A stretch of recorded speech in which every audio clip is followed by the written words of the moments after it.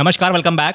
तो यूक्रेन का रशिया के अंदर घुसना अपने आप में एक स्ट्रेटेजिक ब्लंडर है। मैं आपको बताता हूं कैसे। देखिए, फरवरी 2022 में जब रशिया ने ईस्टर्न यूक्रेन के डॉनबास रीजन पे इन्वेड किया था, तो पुतिन का ऑब्जेक्टिव एकदम सिंपल था कि डॉनबास रीजन में प्रो रशियन सेपरेटिस्ट की हेल्प करनी है और रीजन को लिबरेट कराना है। पर उस वक्त ना पुतिन ने सोचा था ना किसी और ने कि ये वॉर आज 2 साल और 5 महीने बाद भी चल रही होगी। इतने समय में रशिया ने लगभग पूरे डॉनबास रीजन को कब्जा तो लिया है, पर विक्ट्री डिक्लेयर करने से अभी दूर है। अच्छा, यूक्रेन भी तारीफ के काबिल है, क्योंकि नेटो कंट्रीज की मदद मिलने के बाद भी इतना आसान नहीं है यूक्रेन के लिए रशिया जैसी माइटी पावर को रोक पाना। पर फिर भी पिछले 2.5 साल से यूक्रेनियन फोर्सेस रशियन फोर्सेस को डिफेंड कर रही हैं, और जितनी स्पीड से पुतिन ने सोचा था कि वो आगे बढ़ेंगे, उतनी स्पीड से वो बढ़ नहीं पा रहे हैं। खैर, ये सब तो काफी लंबे समय से चल रहा है, पर इस बीच यूक्रेन ने कुछ ऐसा कर दिया जो पहले कभी नहीं किया। 6 अगस्त को अचानक सुबह 3 बजे 1000 यूक्रेनियन सोल्जर्स कुछ टैंक और आर्मर्ड व्हीकल्स के साथ नॉर्दर्न फ्रंट से रशियन टेरिटरी कर्स पे हमला कर दिए। और जब तक कोई कुछ समझ पाता, ये लोग बॉर्डर से 10 किलोमीटर अंदर घुस चुके थे।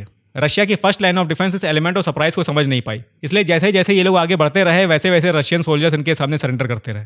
देखिए, रशिया यूक्रेन का मेन वॉर चल रहा है ईस्टर्न सेक्टर में, जहां रशिया अपनी सबसे पावरफुल और सबसे ट्रेंड फोर्सेस को लगा के रखा हुआ है। पर यहाँ पे चूंकि रशिया को कोई आइडिया नहीं था कि यूक्रेन कभी ऐसा भी कर सकता है, इसलिए यहाँ पे जो सोल्जर्स थे वो उस कंपैरिजन में काफी लेस ट्रेंड थे। इस वजह से यूक्रेनियन अटैक को संभाल नहीं पाए, और जिस वजह से आज 10 दिन बाद यूक्रेनियन सोल्जर्स रशिया में 1150 स्क्वायर किलोमीटर का एरिया अपने कंट्रोल में ले चुके हैं, लगभग 82 गांव, और आज की डेट में बॉर्डर से वो करीब 35 किलोमीटर अंदर तक घुस चुके हैं। देखिए, नो डाउट रशिया के पास एक सुपीरियर एयर पावर है, पर जिस तरह से ये लोग अंदर जा रहे हैं, क्योंकि ये लोग एक जगह इकट्ठा होकर एक साथ अंदर नहीं घुस रहे हैं, अलग अलग जगह ग्रुप बना के अलग अलग जगह जा रहे हैं, इसलिए रशिया के एयर फोर्सेस के लिए भी इनको रोक पाना मुश्किल हो रहा है। कर्स्क रीजन का काफी बड़ा हिस्सा ये लोग अपने अंडर में ले चुके हैं, और जिस तरह से ये लोग आगे बढ़ रहे हैं, उस तरह से अगल बगल के एरियाज में भी इमरजेंसी लगाई जा चुकी है। तो कुल मिलाकर इतना कहा जा सकता है कि right now Putin is seriously in trouble. अच्छा, इस यूक्रेनियन एडवांसमेंट से पूरी यूक्रेनियन आर्मी का कॉन्फिडेंस और मोरल हाई है, जिस वजह से इधर ईस्टर्न सेक्टर्स में जहां रशिया एडवांस कर रहा है, जहां पर रशिया अटैक कर रहा है, वहां पर भी इन लोगों ने अपनी पोजीशन को बहुत ही स्ट्रांगली होल्ड करके रखा हुआ है। पर रशिया के सामने अपने ईस्टर्न सेक्टर से फोर्सेस को कर्स्क रीजन में रीलोकेट करने का प्रेशर बढ़ता चला जा रहा है, क्योंकि वहां पर जो फोर्सेस ऑलरेडी तैनात हैं वो उतनी ज्यादा ट्रेंड है नहीं,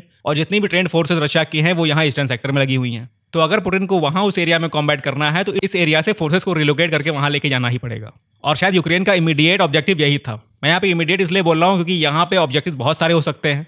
मैंने कुछ पॉसिबिलिटीज के बारे में आपको पहले पिछली वीडियोस में भी बताया है, जिसमें मेनली वेस्टर्न कंट्रीज के इंटरेस्ट और खासकर इजराइल ईरान वॉर। खैर, वो वीडियो आप देख लीजिएगा। तो यहाँ पे यूक्रेनियन प्रेसिडेंट जेलेंस्की का ऑब्जेक्टिव यही है कि किसी तरीके से रशिया को मजबूर किया जाए कि रशिया यहाँ से अपनी फोर्सेस को रीडिप्लॉय करके कर्स्क रीजन में ले जाए, ताकि यहाँ के जो फोर्सेस हैं उनको थोड़ा सा रूम मिल सके और वो रशियन फोर्सेस के एग्रेशन से अपने आप को संभाल पाएं।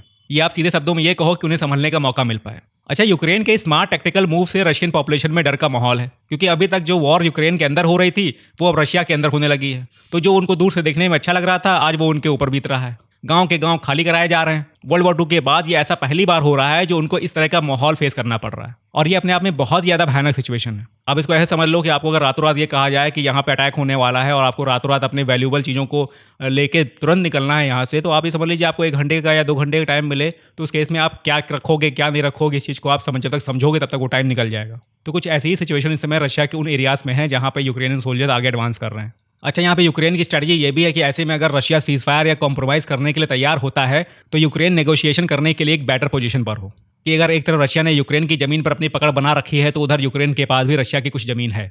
तो ओवरऑल अगर प्राइमा फेसाई आप देखेंगे तो आपको लगेगा कि यूक्रेन की स्ट्रेटजी बहुत अच्छी है। पर फिर भी मैं आपसे ये कहूँगा कि ये स्ट्रेटजी यूक्रेनियन प्रेसिडेंट जेलेंस्की के लिए एक और टैक्टिकल ब्लंडर है।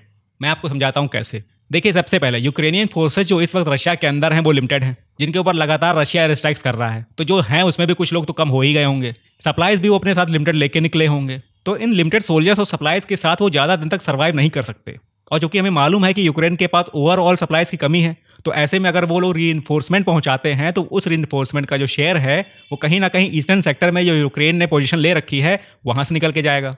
अच्छा, इसके अलावा पॉसिबिलिटी ये भी है कि अगर रीइंफोर्समेंट को पहुंचाया भी जाता है, वो रशियन एयर स्ट्राइक से बच ना पाए, तो इसलिए उन फोर्सेस के पास ऑप्शंस कम है। तो ये आइडिया भी सस्टेनेबल नहीं है। इसलिए ये बात तो तय है कि ये लोग रशिया में ज़्यादा अंदर तक चाह कर भी नहीं जा सकते। अच्छा, दूसरी बात, अगर ये लोग उस एरिया को होल्ड करके भी रखते हैं, जिस एरिया को इन लोगों ने अपने कब्जे में रखा हुआ है, तो उस एरिया को भी ये लोग बहुत लंबे समय तक होल्ड करके नहीं रह सकते। वजह यहाँ पर भी वही है, सप्लाईज। और इसके अलावा अगर ये लोग सब इकट्ठा होकर एक जगह पर रहेंगे, तो रशिया के लिए इनके ऊपर स्ट्राइक्स करना और आसान हो जाएगा। देखिए, अभी क्या है ना, अभी ये लोग ग्रुप्स में बटे हुए हैं, अलग अलग जा रहे हैं, जंगलों के रास्ते होते हुए ऐसे करते करते ये लोग धीरे धीरे रशिया में आगे बढ़ रहे हैं। ठीक है, अभी मान लीजिए इनसे कहा जाएगा कि आपको एक एरिया होल्ड करके रखना है, तो ऑब्वियस सी बात है कि वो लोग एक जगह इकट्ठा होंगे, और ऐसे केसेस में रशियन एयरफोर्सेस के लिए बहुत ज़्यादा मुश्किल नहीं होगा इनको टारगेट करके इनके ऊपर स्ट्राइक करना। तो ये चीज़ भी सस्टेनेबल नहीं है। और तीसरी और सबसे इंपॉर्टेंट बात यह है कि नॉर्दर्न फ्रंट को खोलकर इन लोगों ने व्लादिमीर पुतिन को ओपन इन्विटेशन दिया है कि भैया आओ और यहाँ से भी अब हमारे ऊपर चढ़ाई करो।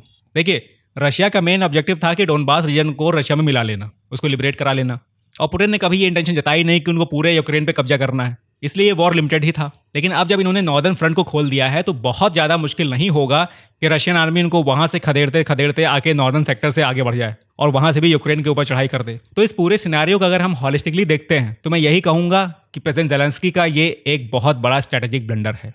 सो आई होप आपको ये एनालिसिस पसंद आया होगा। इस स्टोरी में जो भी अगले अपडेट्स होंगे मैं आपको ऐसे वीडियोस के माध्यम से लाता रहूँगा। Thanks for watching. जय हिंद।